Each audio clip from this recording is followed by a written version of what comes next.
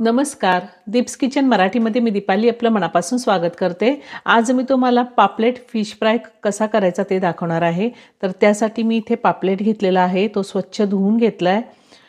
3 चमचे रवा घेतलेला आहे, 2 चमचे तांदळाचं पीठ, 1 चमचा बेसन पीठ, अर्धा पोहे खायचा चमचा लाल तिखट घेतलेले, पाव चमचा हळद आणि थोडं मीठ घेतलेलं आहे. फिश मॅरिनेट करण्यासाठी मी इथे पाव चमचा हळद घेतली, अर्धा चमचा धने पावडर, 1 चमचा लाल तिखट, 1.5 चमचा आलं लसणाची पेस्ट, अर्ध लिंबू घेतले आणि चवीनुसार मीठ लागणार आहे. फिश फ्राय करण्यासाठी आपल्याला तेल लागणार आहे. सगळ्यात आधी आपण फिश मॅरिनेट करून घेऊया. धने पावडर आणि हळद घालते मी.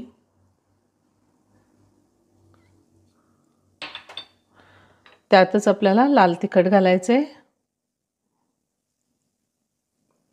ह्याच्यात अर्धा चमचा तिखटवाला तिखट आहे आणि अर्धा चमचा बेडगी मिरची पावडर घेतलेली आहे, आलं लसणाची पेस्ट.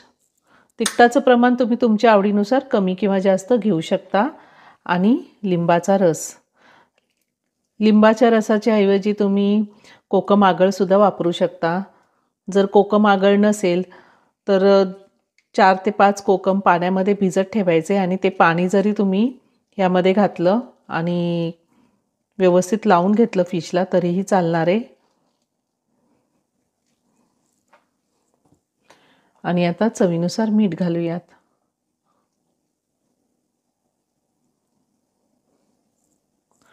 आता हे सगळं व्यवस्थित आपण फिशला लावून घ्यायचे दोन्ही साईडनी. मी ह्या आधी सुद्धा खूप साऱ्या व्हेज नॉनव्हेज रेसिपी अपलोड केलेल्या आहेत आणि त्याची लिंक मी डिस्क्रिप्शन बॉक्समध्ये दिली आहे, तुम्ही पाहू शकता. अजूनही तुम्ही माझं चॅनल सबस्क्राईब केलं नसेल तर नक्की सबस्क्राईब करा आणि शेजारील बेल आयकन क्लिक करा, म्हणजे मी ज्या रेसिपी अपलोड करते त्याचं नोटिफिकेशन तुम्हाला मिळेल आणि तुम्ही माझ्या रेसिपी बघू शकाल. मी सगळ्या फिशला मसाला लावून घेतलेला आहे. आता साधारण अर्धा तास मी असंच झाकून ठेवणार आहे. त्यानंतर आपण फिश फ्राय करून घेऊयात. अर्धा तास झालेला आहे. फिश मॅरिनेट करायला ठेवला होता. आता आपण फिश फ्राय करून घेऊया.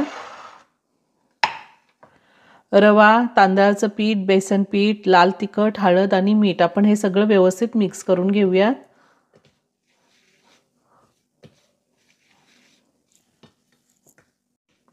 मी सगळं व्यवस्थित मिक्स करून घेतलेलं आहे. आता आपल्याला हा फिश रव्यामध्ये चांगला घोळून घ्यायचा आहे. रवा तांदळाचं पीठ आहे त्यामुळे खूप छान कुरकुरीत होतात. मी ह्या आधीसुद्धा पापलेट फ्रायची रेसिपी टाकलेली आहे, तुम्ही तीही बघू शकता. ह्याच पद्धतीने मी सगळे फिश रव्यामध्ये चांगले घोळवून घेणार आहे. हाताने असं चांगलं प्रेस करायचं आहे.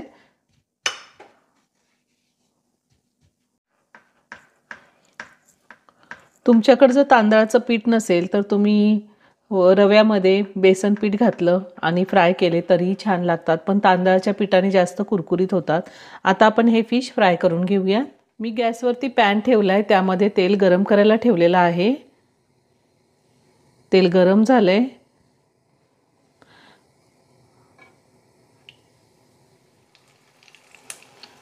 आता आपण तेलावरती फिश शॅलो फ्राय करून घेऊया. ह्या पद्धतीने आपण फिश फ्राय केले तर खूप छान कुरकुरीत होतात फिश.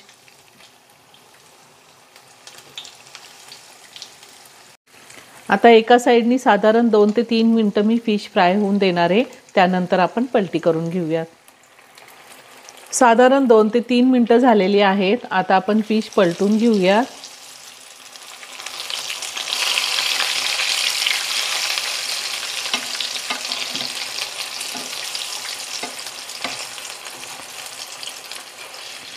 आपले सगळे फिश फ्राय करून झालेले आहेत. आता मी ते काढून घेते. टिश्यू पेपरवर काढून घ्यायचे आणि ह्याच पद्धतीने राहिलेले सगळे फिश मी फ्राय करून घेणार आहे. छान कुरकुरीत झालेले.